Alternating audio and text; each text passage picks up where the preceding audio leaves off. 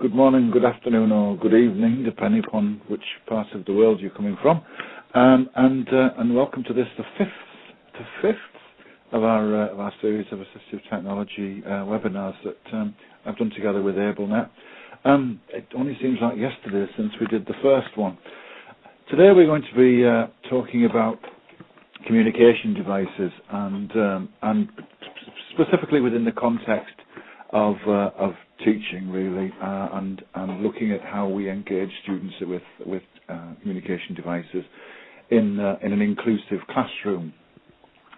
Before I talk about specific devices or any of those things, I just want to spend a couple of minutes and probably fly by the seat of my pants just to mention some things that are quite important when it comes to choosing devices and specifically the type of devices that we might choose. I always ask this question when people speak to me about communication devices and which device they should choose, and setting aside specifically the particular communication needs of a student. Basically, for any single communication device, no matter what it is, there is one absolutely key feature that it has to have, and that key feature is sound quality. If the communication device that you're using has very poor sound quality, then anything else that it has, any other clever features, really are just wasted. The key, single most important feature of any communication device is how good the sound is. And I'm quite lucky in that I get an opportunity to try out lots of different communication devices and actually test them side by side. And I'm sure that many of the colleagues who've joined us today, who are perhaps more experienced speech therapists or AT specialists, would be able to do this too. But not everybody can. And it's really quite important that, when you listen to a communication device, you often think, well, that sounds okay, until you actually put it side by side with another device. So I thought I'd do a little experiment today. And I don't know how well this will work because of the sound through the telephone. But I've actually got in front of me the two best-selling single message devices in the UK. I've got an AbleNet Big Mac, and I've got a device called a Smooth Talker. And I'm just going to record a message on them both and play them back, just so that you can hear the difference in the sound quality. So just bear with me 1 second. Here's the Big Mac. Hello. 1, 2, 3, 4, 5. And I'll record it properly this time. Hello, this is the Big Mac. And you should be able to hear this. Hello, this is the Big Mac. Okay. And now I'm going to record the same message on the Smooth Talker.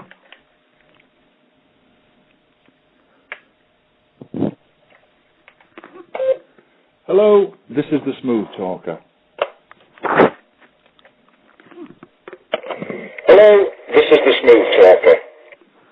Okay, pop your hands up if you thought. I'll play them again. Just 1 sec. Hello, this is the Big Mac. Hello, this is the Smooth Talker. Okay, pop your hands up if you thought the first one was clearer. I'm not seeing anybody putting their hands up. Oh, lots of people put their hands up there. Okay, can we clear that? Yes, we will. Just 1 moment. I just Thank lowered you, all the Mary. hands. There you go. Okay, what about people who thought the second one was clearer?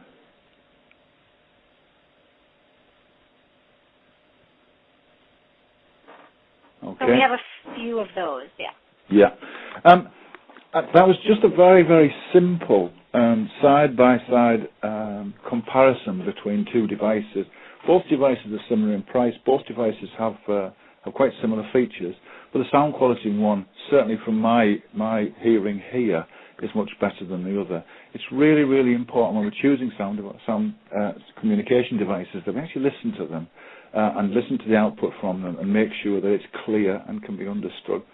The other little thing that I always like to mention before I get too heavily involved in what we do with things is the use of pictures and things. You can see the picture I put on my slide there of a Big Mac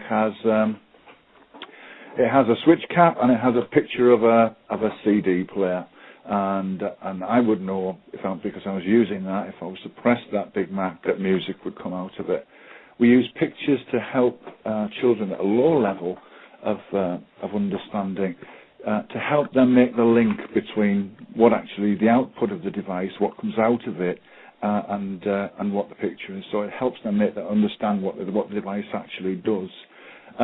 And I hear this often, that which symbol set should I use, and all of those kind of things. There's nothing magic about symbols or any specific symbol set. If your school particularly uses PCS symbols, then that's fine, use PCS symbols. If they use widget symbols, that's fine. And if you're a parent and you want to use something, as long as the child actually understands what the picture means, it's okay to use any picture, really. You don't need to worry about anything. I used to have lots and lots of communication aids in school, which were for treats or for a tuck shop, and rather than have pictures, we would just use the wrapper from the candy bars. It really doesn't matter at all until what type of picture you use, as long as the child himself uses it. The only other thing I'd like to add at this point is about flexibility. Typically, when people start to use communication aids, and certainly people who are using them because of intellectual difficulty, they tend to at least make some progress and might move from a single message device through to two or maybe more messages. Certainly, and this is not a plug by in any way, shape or form, but devices that actually can grow, so that can change between being a single message device to a two message device to a four message device. So devices like the Super Talker will grow along with the child. So we can start with a single message, and then move on as the child makes progress. We can add in two messages and four messages. The other really useful thing about those devices are that they're great classroom devices, that they're not specifically tied to a particular child. I always find it quite sad, really, when I go into classrooms and say, well, yeah, we've got a Big Mac, but it's just Christopher's, so it's used 3 or 4 times a day just for Christopher, and yet, a Big Mac is one of those tools that we could use pretty much with anybody in the class, whether they're talkers or not, So, and I'll explain a little bit more about that as we go along. So, just to say that if budgets are tight, look for those kind of devices that have the flexibility to be able to move through. If anybody hasn't seen the Super Talker, I'm sure Mary can point people in the general direction of information about that. Okay, so just waiting for my slide to change. Moving on a little bit then to kind of low tech, no tech. Now, often I go into schools, and when they start to use communication aids, they kind of stop with all of the low tech stuff, and that's really a mistake. I think it's really important that all of the low tech things still carry on, that we still make talk books, and we still use symbols in choosing activities and all those things for lots of reasons. Really, probably I suppose the most important one in terms of AAC is the building up the child's understanding of a symbol vocabulary. So being able to recognise lots of different symbols, and the strategies that we use with these kind of things are proven. There's no argument about how useful they are. My colleague reminded me yesterday that when I was telling I was doing this session, she said, make sure you talk about low tech and remind people that talk books don't take batteries, so you don't have to worry about the batteries running out of a talk book. I mentioned also here about communication passports. I'm sure this is something that most of the colleagues who have joined us today are aware of. Communication passports were kind of developed a few years ago, and the concept's a simple one. It's working together with the person who's using the communication aid to put together a little passport of information that will help people who work with that person to understand what their communication needs are. So, for example, there may be There may be information about the type of device, the way that that person likes to be addressed. Reminding about things like waiting for a response rather than trying to speak quickly. About reminding people about communicative turn taking and giving people time to respond to things. So lots of information. I've wrote there that they're not an end product, and they're not. These are ongoing things, as you can imagine. When people start to use communication aids, some people will make progress, and the level of vocabulary will change. The amount of words and phrases on their device will change, and that needs to be reflected in their communication passport. It quite saddens me sometimes that I go into schools and I see communication passports that were made in September when the new term starts, semester starts in the UK. So they're made kind of in that week, and then they're not really updated throughout the year. So they are a really, really, really useful tool for communicating that information. But they need to be updated, and the person themselves, as much as possible, should be involved in that process. I put a little link there, communicationpassports.org.uk. That links to a website which is UK-based, and it's part of the University of Edinburgh. And they've put together a whole website based around the development of communication passports for students. And there are some templates there to use for things like Microsoft Word or for PowerPoint or those kind of things, to help you get started and to help you give some ideas and to think about what might need to be in that particular person's communication passport. So that information's there. Low text, great, don't knock it, keep it there. If all else fails, you can always go back to it. I just want to quickly talk about the sort of classroom environment too. In my school, certainly where I used to teach, we would describe our school as being symbol rich. And that would mean that we would have symbols for labels. We would have, so most of the environment would be labelled, everything around the school would be labelled. We would also use symbols in things like for behavioural strategies and for communication books and lots of things like that. And I would heartily recommend that's the kind of environment that students would benefit from being in, certainly if they're using AAC. Again, because of the needs for developing symbol vocabulary and things like that. The bottom of my slide, I've shown a lovely wall display. One of the huge things maybe 5 or 6 years ago in the UK was we kind of woke up to the idea of making really interactive wall displays. And everybody in the UK, every teacher in the UK prides themselves on their classroom wall displays. But just recently we've started to introduce more interactivity into there, and I'll often go into schools these days and see communication devices actually attached to the walls, so that part of their communication devices part of the wall displays will speak and talk and things.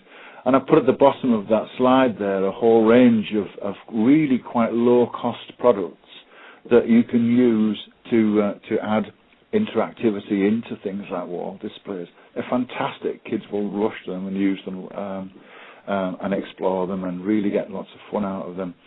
You can see at the bottom there are things like talking tins, and there are these little round buttons from a company called TTS in the UK and a thing called Big Point. And they're little cards that look like speech bubbles with messages and things. They're absolutely fantastic for things like labelling and for simple games around the class. And what they're not good for are for communication devices.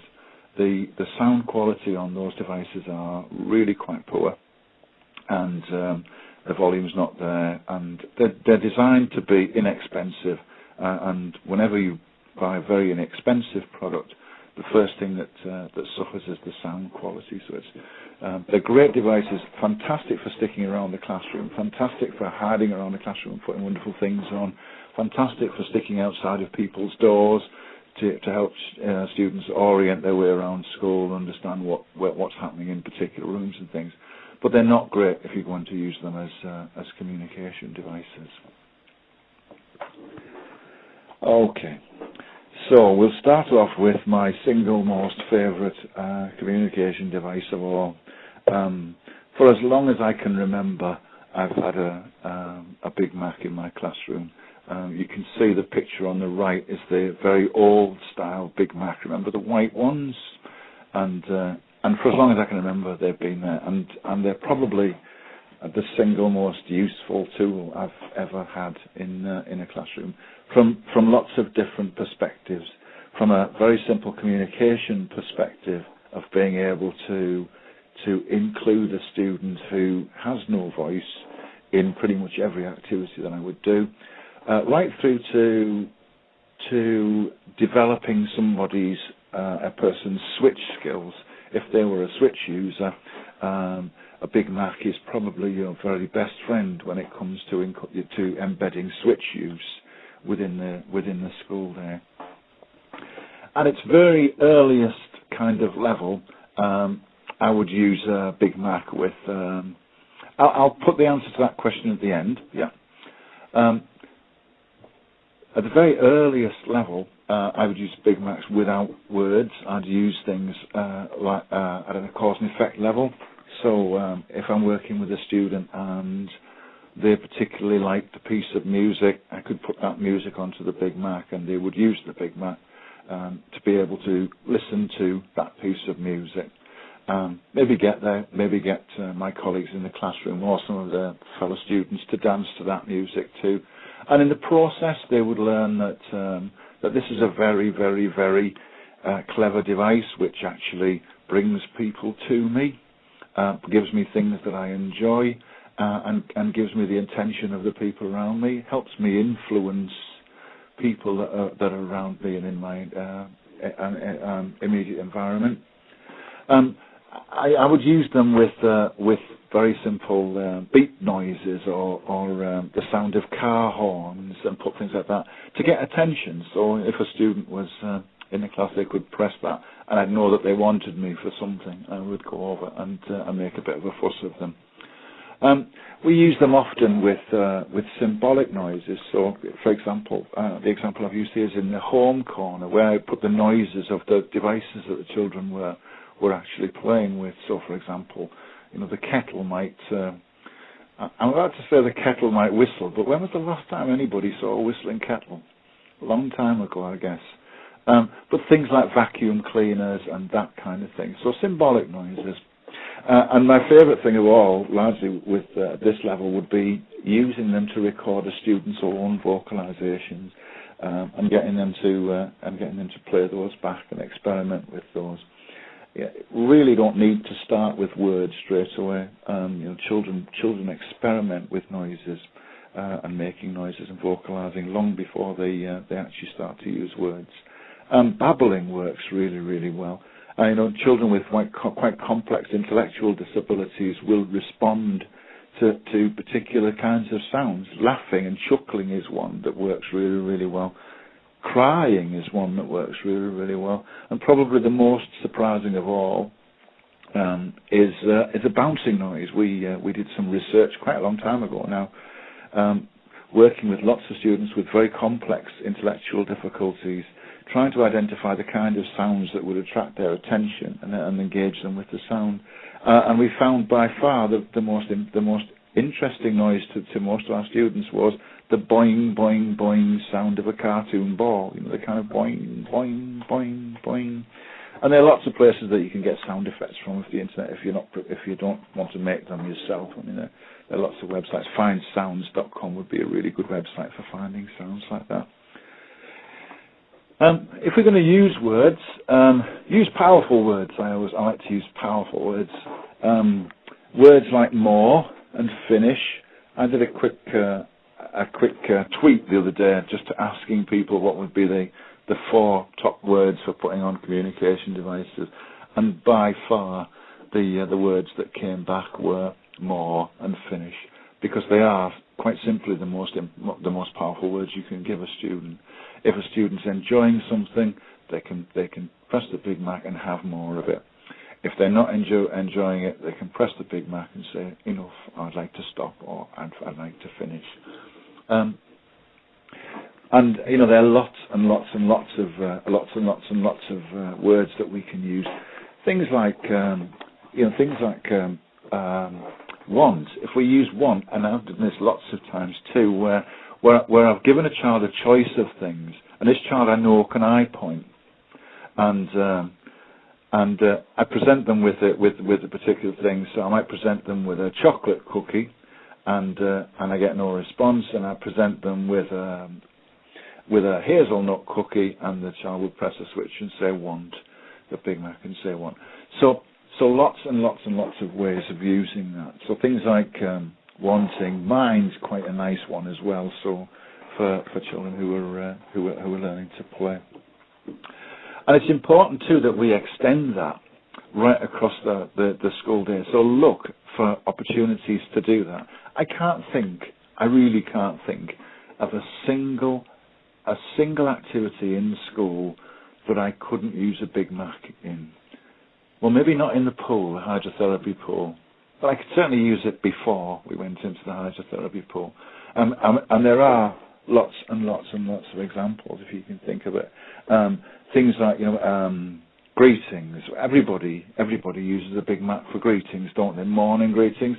Everybody says hello. If you're in the UK, pretty much the next thing we do is we'll talk about the weather, because that's what we do in the UK. So passing it round the class for everybody to say hello helps then to not differentiate the one child who uses that switch. It becomes our class's way of saying hello. Everybody gets to press the button, and everybody gets to say hello. It's good for things like being nosy too. So what are you doing? And getting people to come up and tell you. How about giving somebody some information? Often it's certainly in my school, we used to send them home to parents. So we would put a message on to send home to parents.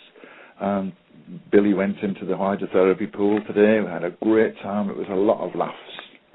And of course we would, the child would take that home with them and play that message for their parents. We use them in things like, classroom routines. I'm sure you've done this too, where I would have my student with a Big Mac tell everybody to line up ready for lunchtime, that kind of thing. I put in things like that's right, good job, things like that, just so the child can interject in things without actually asking any questions or responding to anything.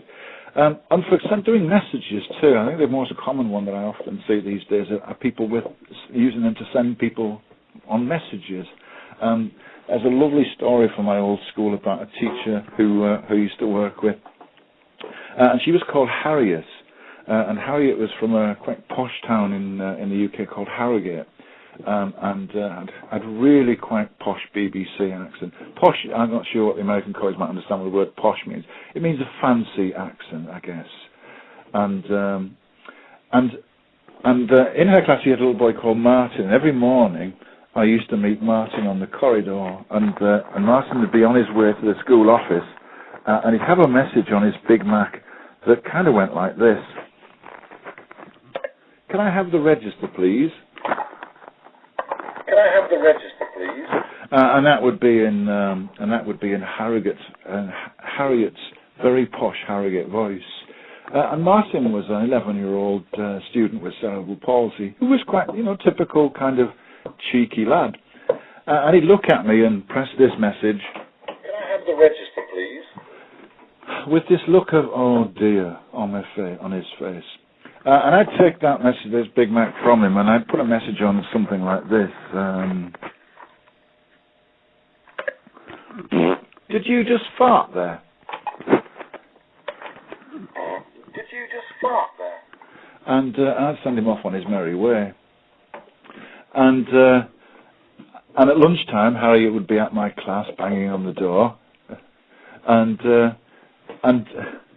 she'd say, Ian, how could you possibly send Martin around school with a terrible message like that?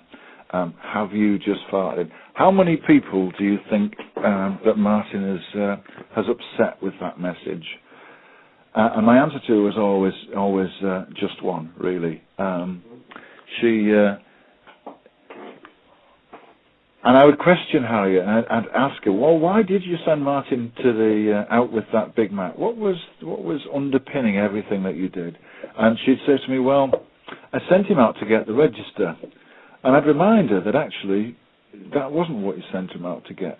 You sent him out with a Big Mac to learn that a Big Mac is a way to communicate, a way to get people to talk to him, to interact with Martin. So Martin would learn that by using this device, he could influence and have some control over his immediate environment. And to give him a message that was just for one particular person actually limited the opportunities for that to happen. And of course, it doesn't need to be things like farting things. The most common one that I see where people are using shock and awe is a wolf whistle. So somebody would record on a Big Mac and send the child around the school, and everybody they saw, they would wolf whistle at. And if they wolf whistled at one of my female colleagues, by and large, they would get a bit of a response. And being a special school, it would be quite an interesting response. If a wolf whistled at one of my male colleagues, he'd get a different response, but he would get a response. And in the process, he would learn that this particular device, this Big Mac, was a kind of device which would bring people to him and give him the attention that he so needed, and help him understand that this was a way for him to communicate. So single message devices are absolutely fantastic, and if you do nothing else, if you absolutely dig the Big Macs out of the cupboard and think about ways to use them. I put a link on the bottom there for a document that's on the internet, and there are lots of them. 101 uses for a Big Mac, and you can have a look at that and download that afterwards if that's useful for you.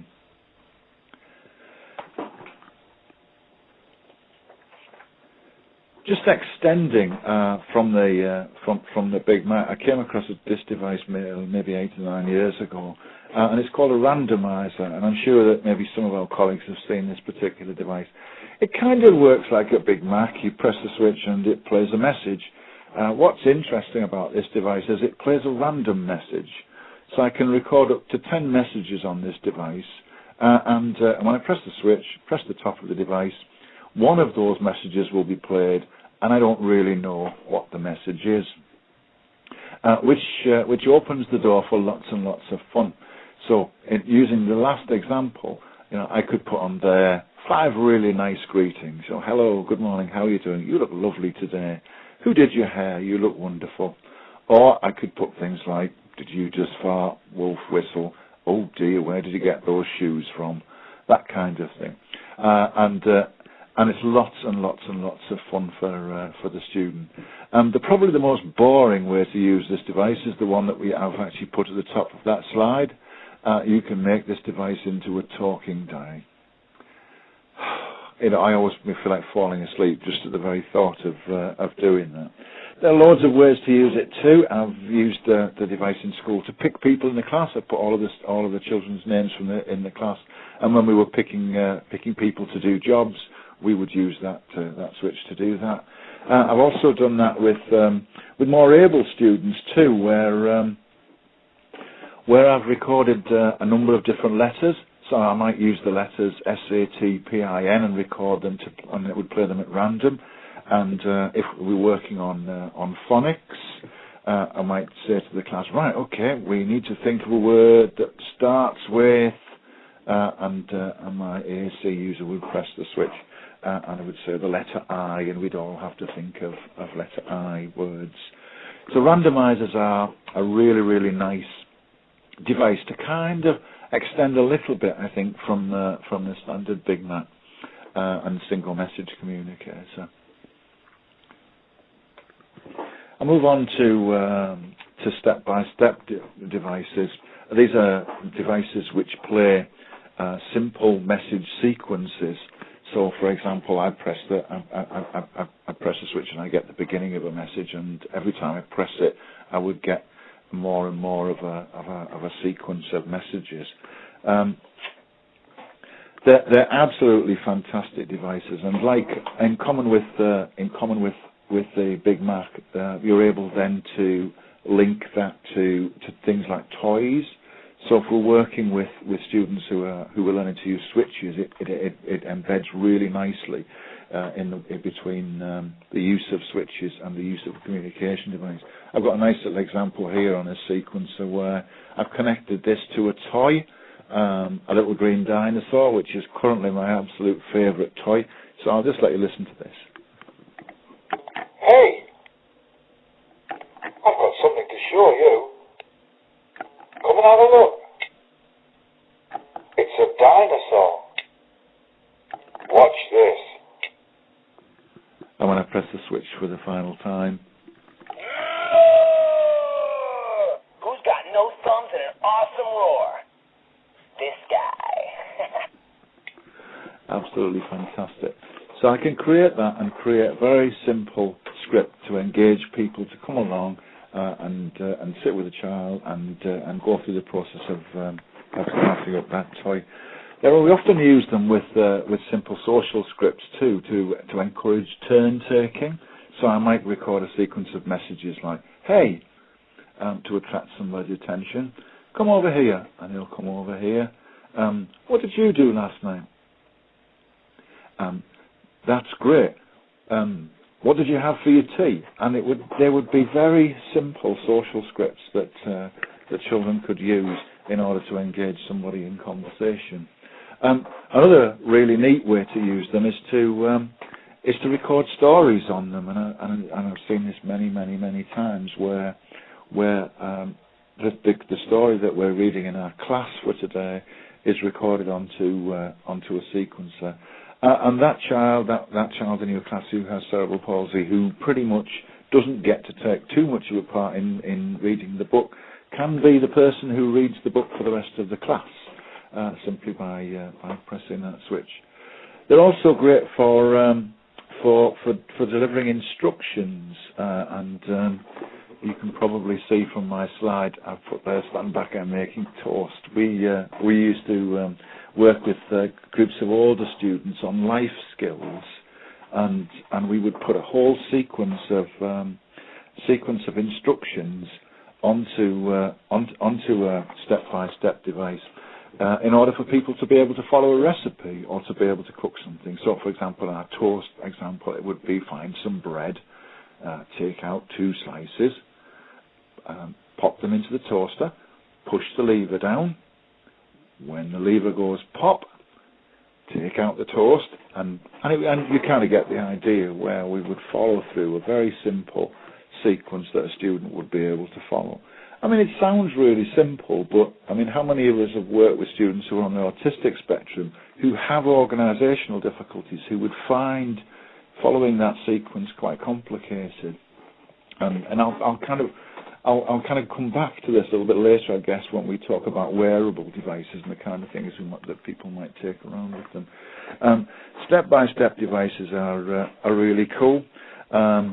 You could use them to, and I have used them to take the register in the class. I would put all of the students' names on there, and my AAC user would press the switch. It would shout out somebody's name, and we'd all shout out and find out if they were in the class that day. We can use them to do things like, sending messages home to parents. Very simple messages and sequences of messages to send home to parents. We've used them for nursery rhymes and stories and that kind of thing, singing songs, all of those simple ideas.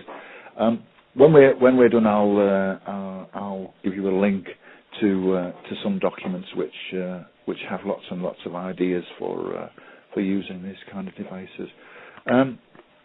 Remember that they can, of course, be connected to toys, and that is a really, really, really cool way of starting to embed their use with students. Certainly, students that use switches too. Okay. Moving on then to 2 messages.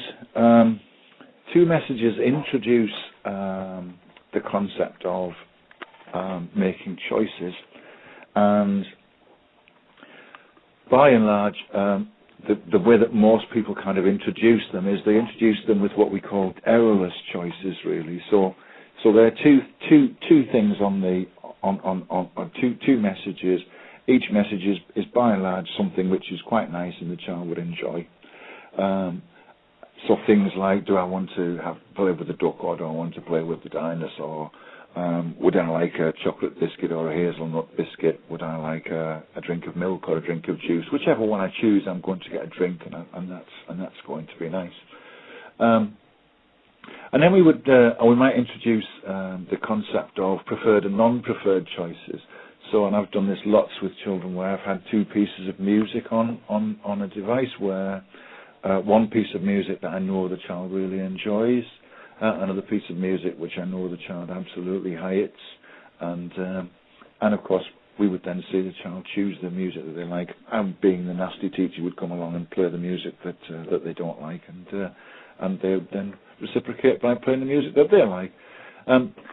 So they're great for things like that. Fantastic for those two most powerful words, the words more and finish, which I can't stress enough really are really the most useful words we can have with students. I put on there toilet and cookie, and these are kind of real life messages. And I'm not knocking what other people do. My experience is very much grounded in what happens in the UK schools. But I often see devices like this where we have things like, I'd like to go to the toilet, and I'd like a biscuit or a cookie, and I just think to myself, well, typically what happens in a special school? Well, a child comes into school and he'll come in on a transport or on a bus, and he'll come through the door and somebody will take their coat off and take them to the toilet.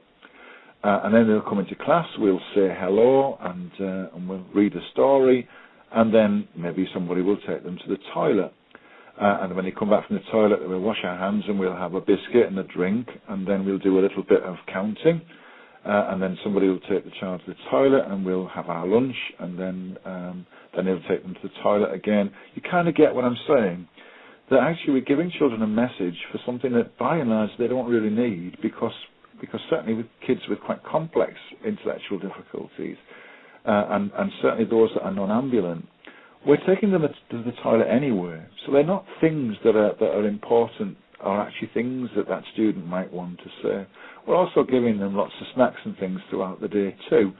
So being able to say I want a biscuit at any point during the day is not really that important. Much better to look at meaningful choices, things that a child can choose that have some real meaning in what they're doing. And of course, and I always get into trouble when I say this, that if a child chooses something and they've made that choice, you should stick by it.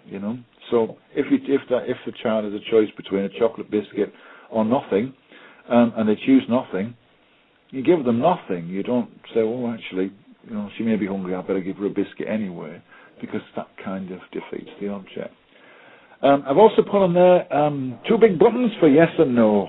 And when I ask colleagues about what they put on their communication devices, often they'll say to me, oh, well, we have two switches, and one switch says yes, and the other switch says no, and it's fantastic.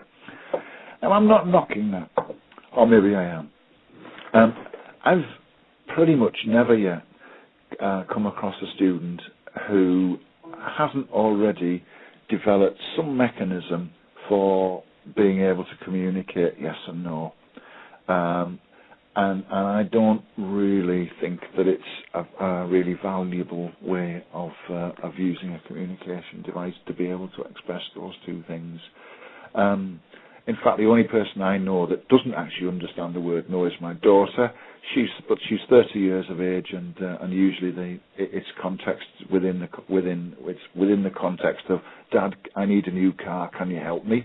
And I'll say probably no, and she won't understand. So yes and no, not particularly great. Two message devices, fantastic. Introduces the concept of choosing, but it doesn't necessarily need to. You could put two different pieces of music on there. We could have ways of exploring on there. So we might have just sound effects, or things like cars screeching and crashing with different sound effects and noises. We could put we could put particular words on it. I'm thinking more with a more able group, and I've certainly done this. I could put 2 different words, and I could put a cheer and a boo on there. And as I'm telling my story in the morning, that student would be able to cheer or boo depending upon the context of the story. I may put animal noises on there. So if I'm talking about a pig in my story, I can have the grunting sound of a pig. And if I'm talking about a cow, I can have the mooing sounds of a cow too. So 2 messages: being able to provide a choice, use the switch caps, put some pictures on there that the child understands, and introduce it in that way. Great for turn taking too, and activities, things like stop and go for playground games, my turn, your turn. I love using communication devices that link to physical things, and certainly with students with quite complex needs. Probably worth bearing in mind that this probably is not the best thing for somebody who's tactile defensive or has a startle reflex. But things like tickle and things like give me a hug are really good too, where being able to use a communication device to communicate something which has a very physical effect will help reinforce for the student the understanding that the switch does actually do, and bring them the kind of things that they need. Moving on to the next slide, and we'll talk a little bit about multiple messages. These multiple messages, by and large, the kind of devices we're talking about are things like the Quick Talker, the Go Talk, some of the devices from AMD, where we have a number of cells, little boxes where buttons that relate to specific words or phrases, and the child would press those buttons in order to relay those particular phrases. They come in all sorts of different sizes. So you might start with a device that has 4 cells, and then move up to something that had 24 cells. Which you choose kind of depends on the student and what the student wants and is able to say. I tend to go for the middle. I'd probably go for a 9 rather than a 4. I work on the premise that if a student can't cope with 9 and could probably only cope with 4, then I would use 4 of the 9 cells and leave the rest blank. Just purely to have the child habituate to using a device of that size, and then I can add in more messages as the child progresses and is able to cope with more of those devices, more of those messages. There are lots and lots and lots of ways to use them. The most common is to put part of the student's core vocabulary on there, so things like I want, I need, I would like, those kind of things. Opportunities to express themselves, that was great, I hated that, all of those things. So things that would be core to the child's communication needs, but also other things too. So things like being able to make choices. I used to use quite a lot with the Priory Woods website when I was working at Priory. We would have communication areas with maybe 9 cells, and on those 9 cells would be 9 different activities that child could use on the Priory Woods website, and they would choose them. We'd make a little overlay, pop that into there, and the child would choose them. Farting dinosaurs, Scooby-Doo. And they would choose a particular activity, and then somebody would help them do that and actually put that on for them. Another really neat way of using them is putting books on them, and I'm sure you guys have done this too, where we would put the book that we were reading in class and record each page of the book into a cell on the communication device, and that gives a AAC user an opportunity to be able to read the book themselves. For example, in this book is a book about Jasper planting a bean. Jasper's beanstalk. On Monday, Jasper found a bean. On Tuesday, he planted it. And we would put lots of different books. The real neat thing about multiple message devices is they usually have levels where we can create talk boards in advance of things that we're going to do. So usually in my school we would have a kind of top-level core vocabulary talk book, which had the kind of things a child needed to say, the common things a child needed to say. And then we would, on different levels, we would make specific talk boards to talk about particular topics, things that we were doing, and we would use pictures from the internet, symbols, and any combination of those, depending upon what it was that the child wanted to talk about. They're great devices, very robust, and pretty much every school I go in, I see lots of them about, and children are doing some wonderful things with them. While we're talking about multiple message devices, it's probably worthwhile talking about things like talking photograph albums too. They're quite common devices I see around.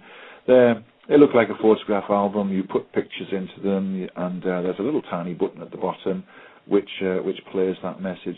So kind of, in one sense, I see them sometimes, people kind of emulating talk books, PEC books, where a student would turn to a particular page and press the button to hear it. My only problem with talking photograph albums are usually the sound quality is really quite poor, but they do work really quite well in terms of being able to create simple activities like, for example, if you were taking your students out shopping, going to the supermarket to collect classroom supplies, the orange juice and the cookies and all of the other things that we buy for our class. You could put all of those into a talk book and talking photograph album to remind a student of what to get. I've done that too when we used to take our students to a cafeteria run by a mental health charity, and we would go there, and every time we went there, they had the same cakes and the same cookies and the same drinks. And we would put the restaurant menu into a talking photograph album. You could do that just as easy with a quick talker device to create a level with the menu for the local cafeteria that you go to visit or the coffee shop that you go to visit. Equally, you could have the menu for school lunches too, so a person would be able to communicate their wants and things for lunch and stuff. I put a picture underneath there of Talk Track. It's nice to see that device come back. We used to find that device really, really, really useful in school. We had quite a large percentage of our students who were on the autistic spectrum who found instructions and organisation quite difficult. So wearable devices like the Talk Track, where a student could pop that onto their arm and it would be underneath their pullover or their coat, and they would have a simple sequence of messages on there which would remind them of what to do. So, for example, we might be saying, well, you need to go to class 5 and you need to ask Mrs. Smith for the register and bring the register back to class, and well done for doing that. They're really great. I've got one here. In fact, I took it. I had it with me yesterday. I was working in school yesterday and used it to remind myself to get some things from the local store on the way home. Buy bread. Buy milk. Buy flowers. Because it was Valentine's Day yesterday. No cigarettes. And that message was recorded by my wife to remind me not to buy any cigarettes at all. So little devices like that, they're fantastic. You could put little messages on there that a student could use, and there may be specific things that a student needs to say, or they could be instructions that a student might need to follow in order to perform a specific task. I'm not going to spend too much time talking about dynamic systems. They're usually, most people have seen dynamic systems. They're usually run by a small portable computer, and they run quite sophisticated communication software. And lots of them have quite complex vocabularies built into there. They're typically used by students who have perhaps the physical difficulty rather than an intellectual difficulty.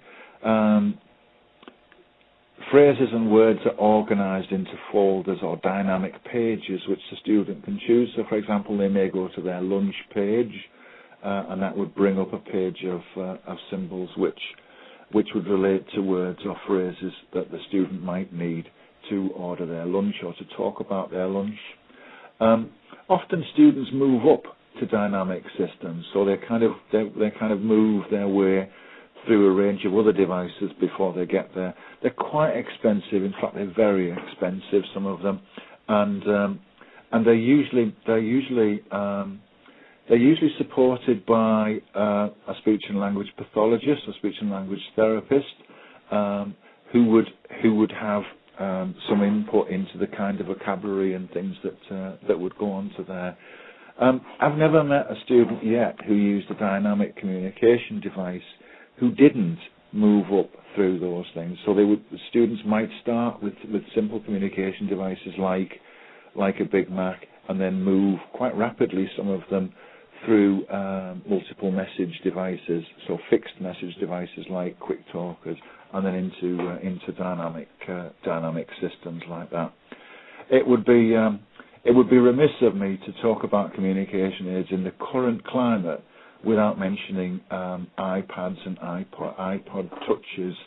I think the whole landscape of AAC is rapidly changing, really. It's driven particularly by these devices, where a typical dynamic communication system from a company that makes bespoke systems might be anywhere up to kind of $10,000 or $12,000. You could replicate almost exactly the same system, a dynamic system of dynamic pages with words and phrases using synthesized speech on an iPad for probably less than $1,000. And I think that over the next couple of years, we'll see a huge growth in that particular area of AAC. There are lots and lots and lots of really good apps out there. When Mary mentioned earlier that she and I were together, we were in London at the BET exhibition, and we were talking to colleagues about Sounding Board.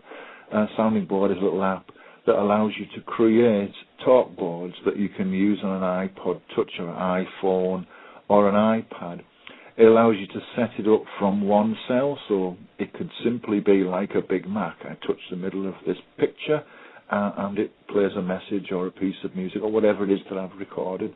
I write up to 9 cells, so effectively write up to something like the same kind of functionality as something like a quick talker, where applications like Sounding Board work really well. Is that then when a student gets to that level, you can then add in linked pages, so you start to build a dynamic communication system similar to the kind of bespoke systems we would see from specialist suppliers.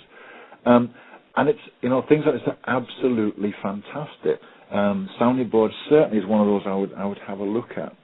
I was looking at one earlier today called Seen and Heard, and I'm sure many of us have seen communication devices that use the concept of VSD, which is kind of visual scene display. So rather than having lots of little cells with pictures in, I choose a picture, a single picture, like a photograph of my family, and I make individual parts of that talk when I touch it. So when I touch Mum, it says Mum, this is my Mum. And I touch my dad, it says this is my dad. I'm not touching some abstract symbol of Mum and an abstract symbol of dad. So the theory behind it is that children will use it to communicate, and it will make more sense to them because the pictures are actually in context. So that's an application called Seen and Heard. There are hundreds and hundreds and hundreds of iPad, iPod, and iPod Touch, iPhone apps for AAC. One of the best resources I've come across in the last couple of years is a list by a lady called Jane Farrell. She's an Australian speech and language therapist who until recently worked for a company called Spectronics. I put the link there.